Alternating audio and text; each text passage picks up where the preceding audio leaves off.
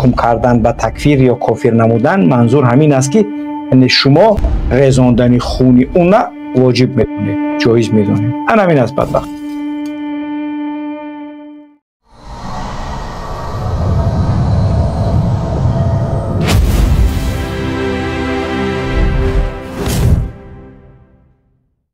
اما در ریختن آبروی یک مسلمانی که مخالفشان هست مانند آب خوردن برایشان، در تکفیر کردن یک مسلمان و فتوای قتل دادن یک مسلمان آب خوردن برایشان.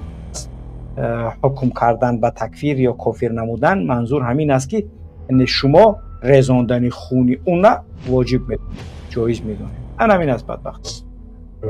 حکم کردن به تکفیر یا کافر نمودن منظور همین است که شما رزاندن خون اون واجب میدونید، جایز میدونید. همین است بدبخت. هل يعذر المشرك بالجهل؟ أظن هذا يوافق تقريبا سؤال الأخ علي من السعودية، هل العوام الرافضة مشتركون في نفس الحكم مع علمائهم؟ نعم، هذا يعني مسألة هي مهمة جدا، وإن كنا ما انتهينا من موقعهم في يتسع المقام خلينا للتفصيل فيها أم نكمل يبغى لها حلقة يمكن. العذر بالجهل، ومبدئيا نحن نقول الشرك الأكبر لا عذر بالجهل في وصفه أنه مشرك، فنقول مشرك جاهل، من يدعو صاحب القبر، من يستغيث به، مثل الرافضة مثل هؤلاء، نقول مشرك جاهل.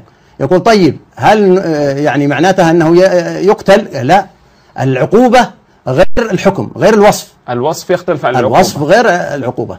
فالعقوبة النبي صلى الله عليه وسلم لم يعاقب بعض من جاءت منهم كلمات، والعقوبة في الدنيوية إنما تكون بعد إقامة الحجة، يعني بعد العلم، لكن عمله أنه مشرك ويطلق عليه أنه مشرك. نعم، حتى الكفار اليهود والنصارى، نفس الجهل. اليهود والنصارى كفار عندنا، ولذلك لا نقاتلهم، واللي هو العقوبة حتى إيش؟ بعد إيش؟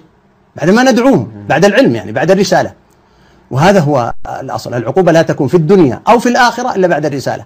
وما كنا معذبين حتى نبعث رسولا، ما قال ما كنا مكفرين حتى نبعث رسولا، هم كفار قبل بعثة الرسول، فلما جاءهم الرسول لإقامة العقوبة الآن الدنيوية والأخروية، فيقاتلهم بعد ما يعلمهم ويدعوهم. وهؤلاء أيضا بعد ما يعلمون ويدعون إلى التوحيد، إن كانوا تحت ضرانينا نحملهم إلى القضاء ويعاقبون بعد، لكن التفصيل فيه يأتي إن شاء الله بعدين. طيب.